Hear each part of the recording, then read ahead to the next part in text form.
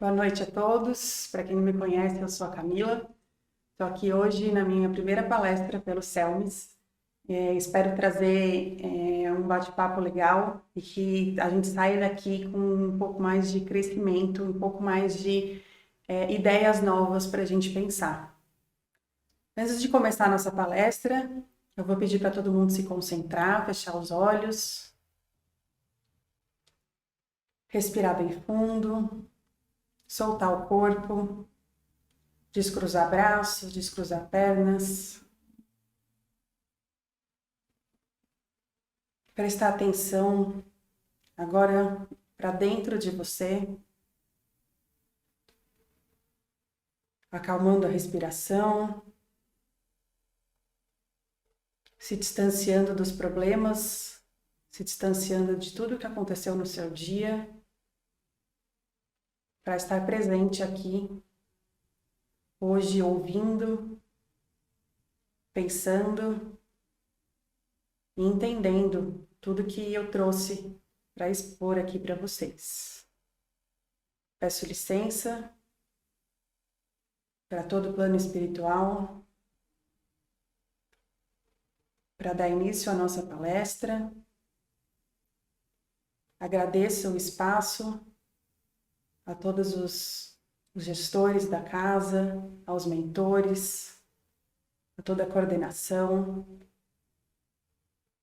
Agradeço pelo esse espaço que a gente tem para toda semana estar ouvindo um pouquinho mais sobre a nossa doutrina e aprendendo cada dia um pouquinho mais. Antes de começar, então, vamos fazer a oração que Jesus nos ensinou. Pai nosso que estais no céu, santificado seja o vosso nome. Venha a nós o vosso reino. Seja feita a vossa vontade, assim na terra como no céu. O pão nosso de cada dia nos dai hoje.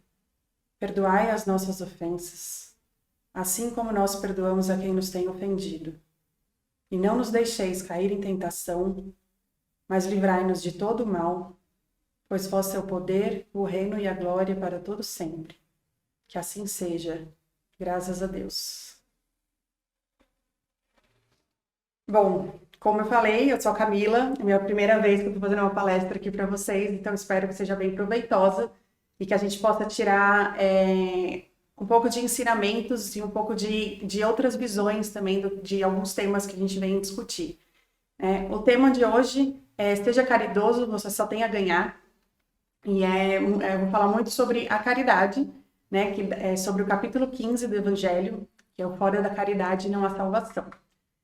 Bom, acho que todo mundo que está aí me assistindo deve concordar comigo que a gente vive em tempos difíceis, né? E que às vezes é difícil acreditar na evolução da humanidade, é difícil acreditar que a gente está realmente evoluindo. A gente olha ao redor, a gente liga a TV ou acessa a internet, a gente é inundado por notícias de tragédia, por guerra, por corrupção, por problemas, por maldade. Mas o que eu estou falando aqui, o que eu quero trazer para vocês hoje, é o que tem por trás de tudo isso. Existe algum problema, alguma coisa que gere esses problemas, né? Qual é a raiz de tudo isso? Albert Einstein, aquele cientista famoso, disse uma vez que a humanidade precisará de uma nova forma de pensar se quiser sobreviver. E eu estou aqui hoje, nessa terça-feira, para falar que é urgente e não dá mais para esperar para a gente achar essa nova forma de pensar se a gente quer sobreviver e principalmente se a gente quer evoluir. Nós, seres humanos, desde criança, somos ensinados e nos conhecemos como partes separadas, né, um dos outros e até no nosso próprio corpo, né? Então, quando a gente aprende os sistemas do nosso corpo, o sistema respiratório, o sistema circulatório, o sistema digestivo, a gente aprende todos eles separados, né? A gente aprende as partes do corpo separadas. Numa faculdade de medicina, a primeira coisa que se faz é a dissecação dos corpos, né, para estudar separadamente cada osso, cada músculo, cada órgão, né? E depois também quando você vai para um médico, você vai no médico que trata do estômago, no médico que trata do coração, no médico que trata da minha dor no pé. E a gente esquece que a gente é unidade, né? Que está tudo interligado através de energia. A gente age como se fôssemos máquinas. Seguimos comandos focados sempre em bens materiais e sacrificando princípios em busca do que a gente acredita que é o nosso melhor. Sem lembrar justamente do que eu falei, que todos nós estamos interligados por energia. O que um faz afeta o outro. O que eu faço te afeta, o que você faz me afeta. Para mim, o nome disso tudo que eu acabei de falar é egoísmo. É quando a gente faz para o outro o que a gente não gostaria que fizesse para a gente. E principalmente quando alguém faz alguma coisa para a gente não gosta, mas a gente esquece que a gente também faz isso. Desde criança, a gente também incentiva a competitividade nas escolas. Quando a gente premia o melhor da sala, a melhor nota com uma medalha. Eu já passei por isso. Quando a gente cobra que as crianças tenham uma nota mais alta, que estejam o primeiro da sala, que sejam o destaque, ou quando cobra que os nossos filhos sejam o primeiro da turma, o primeiro no vestibular, que passe em primeiro lugar. A gente cresce nesse clima de competitividade. A gente cresce vendo dinheiro e bens materiais como sinônimo de felicidade e perdemos o senso de satisfação quando achamos que quanto mais a gente tem, mais feliz a gente é. É claro que hoje, no mundo em que a gente vive, bens materiais são importantes. A gente vive num mundo material em que a gente precisa de bens para ter conforto, para viver, e esses bens materiais trazem momentos de felicidade. Eu não vou falar que eles trazem felicidade. Felicidade é um conceito muito abrangente, mas ele traz momentos de felicidade. E como eu falei, também trazem conforto para a nossa vida. Não vou falar que uma pessoa que está passando necessidades, quando recebe um dinheiro, quando recebe algum bem, não vai ficar feliz. É claro que isso vai trazer felicidade. Mas o grande erro que a nossa sociedade acredita, que a gente vive acreditando, é que quanto mais a gente acumula, mais feliz eu sou. Então, se eu tenho um pouco, eu sou feliz. Se eu dobrar esse pouco que eu tenho, eu vou dobrar minha felicidade. Se eu triplicar o pouco que eu tenho, eu triplico minha felicidade. E isso não é verdade. A gente é movido a acumular bens, acumular amigos, acumular cursos, acumular honras, acumular medalhas, sem perguntar, isso vai me fazer mais feliz? Quantas pessoas ricas, materialmente ricas de dinheiro, você conhece, que estão infelizes ou totalmente doentes de alma? A gente criou no materialismo um modelo de felicidade e acreditamos piamente que dependemos disso para ter uma vida feliz. Uma vez eu fui conhecer eu estava em Florianópolis e fui conhecer uma comunidade de pescadores que eu nem sabia que existia. Já conhecia Florianópolis, mas eu não sabia que existia esse lugar que você pega um barco ali na Lagoa da Conceição, ao qual vocês devem conhecer, e você viaja para dentro da lagoa aí por uns 20 minutos, ele vai parando em pontos como se fossem pontos de ônibus, e a cada ponto vai ficando mais inacessível, mais deserto, né? Para ter ideia, o carro só chega até o ponto 3. Eu fui na casa de uma pessoa que era no ponto 16, 15 ou 16, uma coisa assim. Então, realmente, eles vivem com uma comunidade. Se você quiser ir no supermercado, se você quiser precisar de ajuda médica, hospital, vocês dependem um do outro para poder levar a pessoa que precisa para a cidade. Então, você precisa ter um barco, você precisa de ajuda do vizinho para conseguir algumas coisas. Se falta luz, você precisa estar abastecido. Então, assim, é uma realidade que foi muito legal de conhecer e me trouxe um aprendizado que acho que veio bem a calhar quando eu fui falar sobre esse assunto. Lá, eles têm muitos restaurantes, né? Então, como virou um ponto turístico, muita gente, até de fora do país, vai para lá para conhecer, para viver. Tem gente que aluga casa de pescador lá para fazer uma imersão, né? Uma imersão mesmo na cultura, para ficar ali uns dias. E aí tem alguns restaurantes bem turísticos ali que ficam na beira do rio e que eles dependem 100% da pesca local. E aí o pessoal lá me contou que quando os pescadores saem para buscar o peixe, eles geralmente saem de madrugada para pescar, para pesca de camarão, eles pegam somente o que eles precisam. para aquele período até próximo dia de pesca. Né? Então, eles pescam o que eles precisam para se alimentar e para servir no restaurante. E caso eles tragam mais do que eles precisam, do que vai ser necessário naquela semana ou naquele dia, eles distribuem pela comunidade. Então, eles têm grupos, né, de WhatsApp, de internet, em que eles avisam que tem disponível, que aquele peixe não vai ser utilizado. Ao invés deles guardarem, vai que eu preciso, eu vou tentar vender a mais no restaurante, vou tentar ganhar em cima disso. Eles distribuem na comunidade, porque eles sabem que ali um depende do outro. Se um ajudar hoje, o outro pode precisar da ajuda amanhã, né? E aí essa vida em comunidade que eu vi ali me fez ver o quanto a gente é egoísta, né? E o quanto a gente pratica o egoísmo no lugar da caridade, no nosso dia a dia, né? E me fez lembrar daquele clichê de que sim, nós somos todos irmãos, né? E se a gente não se ajudar, a gente vai viver em guerra. Essas pessoas que estavam ali aprenderam, de alguma forma, vivendo, que a melhor forma de viver, e na minha visão a única, se a gente realmente quiser seguir numa evolução como humanidade, é cooperar e não competir. É viver cooperando e não competindo. E aí, mais uma vez, eu vou dizer para vocês que, para mim, o nome disso, caridade. Ou seja, saber que vivemos em comunidade, saber que estamos todos juntos e o que eu faço afeta você. Jesus, no Evangelho, resume a caridade e a humildade como sendo a condição absoluta da felicidade futura e da evolução espiritual. Darwin, eu vou de Jesus para a ciência, Darwin, aquele da teoria da evolução, que disse que o mais forte sobrevive, também disse, mas ninguém nunca levou isso para frente, ninguém nunca se lembra, que nós, seres humanos, temos a habilidade de cooperar e cuidar um dos outros. E que piedade é o instinto mais forte na natureza humana. Ou seja, a gente só olha para o mais forte sobrevivem, para a competitividade. Mas a gente esqueceu, ficou lá esquecido essa parte da teoria em que ele fala que a piedade é o instinto mais forte na natureza humana. Então, por que eu estou falando tudo isso?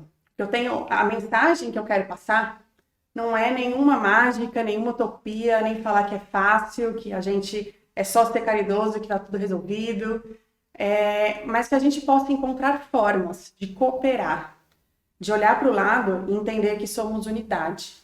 Vamos levar ao máximo aquele mandamento que Jesus nos deixou, para que amássemos ao próximo como nós mesmos. E aí eu vou deixar para vocês um trecho do Evangelho, que ele resume bem essa máxima aí que eu falei de amar aos outros como a nós mesmos. Amar ao próximo como a si mesmo, fazer pelos outros o que queremos que os outros façam por nós. É a expressão mais completa da caridade, pois ela resume todos os deveres para com o próximo. Não se pode ter guia mais seguro nesse caso do que tomando por medida aquilo que desejamos para nós mesmos. Com que direito exigiríamos de nossos semelhantes bons procedimentos, indulgência, benevolência e devotamento se nós mesmos não os temos com eles? A prática dessas máximas leva à destruição do egoísmo. Quando os homens as tomarem por regras de conduta e por base das suas instituições, compreenderão a verdadeira fraternidade e farão reinar entre si a paz e a justiça. Não haverá mais nem ódios, nem dissensões, apenas união, concórdia e benevolência mútua. Então é isso, quando a gente entender, quando a gente resolver abrir o olho para que se a gente viver em cooperação e não em competição, a gente vai ter a paz e a justiça que a gente tanto luta sem saber como obter. E aí a gente fala em caridade, a gente tem, mas eu faço no final do ano a sacolinha de Natal, eu na Páscoa faço arrecadação de ovos de Páscoa para as crianças, ótimo, cada uma dessas ações é super valiosa, mas que a gente não seja esse exemplo, que a gente vê muito, daquela pessoa que dedica amor a uma causa, em uma data específica, que chega em casa e desconta o dia cansativo na família, até o próximo dia, até a próxima data de fazer o bem de novo. A gente precisa que esse mandamento saia de dentro das salas do centro, das igrejas, dos cultos, e possam ser vividos no nosso dia a dia, no trânsito, na vizinhança, no trabalho, dentro de casa. E isso agora, como eu falei, é necessidade absoluta para a nossa evolução, não tem mais jeito. Então, o que a gente pode fazer, né? Você deve estar se perguntando, o que você pode fazer para ter um mundo melhor, para ter um mundo mais amoroso, para ter um mundo menos competitivo, de menos guerra, né? Porque a competição, ela só tem a gerar cada vez mais guerra, né? Cada vez mais ódio, cada vez mais egoísmo. Vamos lembrar que as pequenas ações que para você pode parecer totalmente insignificante, quando feitas por milhões de pessoas, passam a não ser tão insignificantes assim, né? Você pode não fazer nada, não conseguir fazer nada para acabar com a pobreza no nosso país, né? Não vai ser você que vai acabar com a pobreza, mas você pode fazer alguma coisa por aquela pessoa que está sentado na calçada, na esquina da sua rua, passando fome. E aí eu posso fazer isso com quem está na minha rua e assim por diante. Cada um vai fazendo um pouquinho. Cada um vai criando esse senso durante a sua vida. Afinal, né, eu costumo dizer que o mar, a imensidão do mar, são apenas pequenas gotinhas de água que se uniram, né? Então, cada pequena coisa insignificante que pode ser para você, quando junto, né, quando a gente consegue juntar pequenas coisinhas insignificantes para cada um, a gente cria um oceano, a gente cria algo grande. E acho que é isso que a doutrina espírita traz para a gente, da gente fazer a nossa reforma íntima, da gente passar a olhar para o nosso dia a dia, para a nossa rotina, para as nossas atitudes com outros olhos. Não passando por cima das pessoas. Lógico que não vou falar que a gente não precisa se impor, por exemplo, numa situação de trabalho, numa situação de família. A gente sempre vai ter posicionamento, mas a gente sempre precisa lembrar que o que eu faço afeta o outro. A forma, outros exemplos, né? A forma de você cumprimenta seu vizinho, dá um bom dia para ele. Você já pensou que isso pode afetar o resto do dia dele? A forma que você lida com a natureza. Hoje em dia a gente está vendo aí cada vez mais notícias saindo de como a gente está perdido, né, no quesito natureza, no quesito meio ambiente, do quanto a gente já não tem mais como resgatar algumas coisas e a gente já está com o tempo, já passou do tempo de fazer alguma coisa. Como que você está lidando com isso? O que você está fazendo? Qual é a sua parte? O que você pode fazer? É pouco, mas faça a sua parte. E de preferência, se você tiver possibilidade, ajude com que outras pessoas também entendam o que elas podem fazer. Como você trata a sua família? Como você lida com as pessoas? Você teve um dia estressante, você teve um dia cansativo, você chega na sua casa e desconta em quem está lá? Isso é egoísmo. É egoísmo porque você não sabe o que aconteceu no dia dela e ela tem que estar ali disponível para você descarregar seus problemas. Né? Então, não fazer isso é sim uma forma de caridade. Se fecha no seu canto, toma seu banho, come, se relaxa. No dia seguinte você conta seus problemas. Muito provavelmente a carga que você vai colocar já não é mais a mesma que você faria no dia anterior. Né? E acho que o mais importante, acho que o maior exemplo de caridade que a gente pode ter e que aqui dá menos trabalho é a oração. A oração pelo outro é uma das formas mais simples e mais significativas de caridade. Você não precisa ter bens materiais, você não precisa ter dinheiro, você não precisa nem de tempo, às vezes, que você pode fazer sua oração no carro, você pode fazer no banho, onde você quiser. Né? O que ela exige a prática do amor, a humildade e principalmente o desapego ao egoísmo. Orar pelo outro e não só por si mesmo depende de muito desapego ao egoísmo. Olhar para os problemas dos outros e pedir para que Deus, para que os mentores espirituais daquela pessoa saibam mostrar para ela o caminho, sabe, iluminar a cabeça para que ela possa tomar as melhores decisões. Não queira isso só para você. Queira isso também para as pessoas que estão em volta de você, porque às vezes ela está perdida, não está sabendo pedir, não está sabendo pedir ajuda, mas você pode fazer isso por ela. E, enfim, acho que para resumir tudo isso que eu falei e para fechar aqui com uma última frase que eu tirei do Evangelho, que acho que resume tudo isso que eu falei, a frase é: se a caridade reinasse na terra, o mal não teria lugar, mas se ocultaria envergonhado, pois se sentiria deslocado em qualquer lugar. Então, é como se a gente, se todo mundo tivesse essa noção e conseguisse viver em comunidade, em cooperação, em caridade, o mal não teria sentido. Para que ele existir? Né? Ele, como fala, ele se ocultaria envergonhado, pois se sentiria deslocado, não teria espaço para ele. Então, acho que essa frase ficou bem esclarecedora e resume bem tudo que foi falado nessa palestra. Quero agradecer mais uma vez o espaço, espero que tenha sido esclarecedor, que eu possa ter colocado da melhor forma as minhas ideias. Espero ter mais oportunidades de poder falar com vocês. E para a gente finalizar, eu vou pedir para novamente fecharmos os olhos e relaxar. Que a gente possa, nessa noite, colocar a cabeça no travesseiro,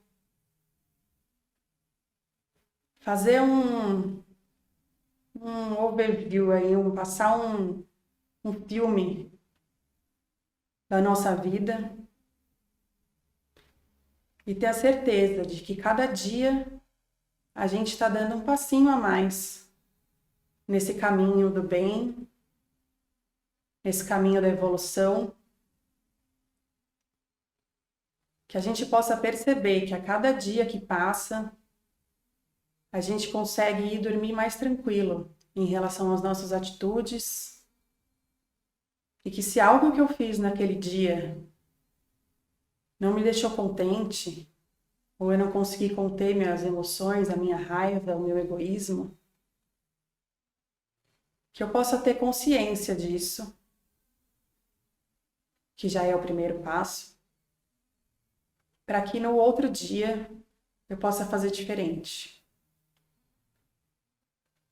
Então, que cada um possa receber em suas casas todo o amor, toda a luz emanada pelo plano espiritual.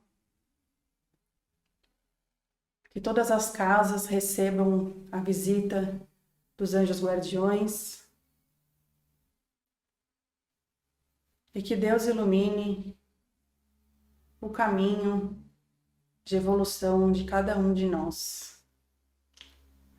Vamos mandar também todas as nossas vibrações positivas para as pessoas que precisam.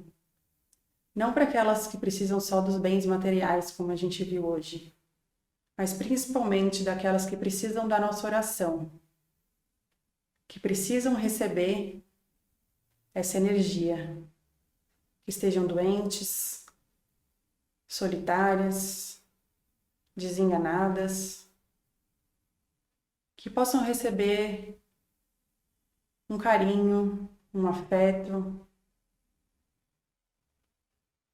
e possam seguir também ganhando cada vez mais consciência para poder seguir nesse caminho de evolução.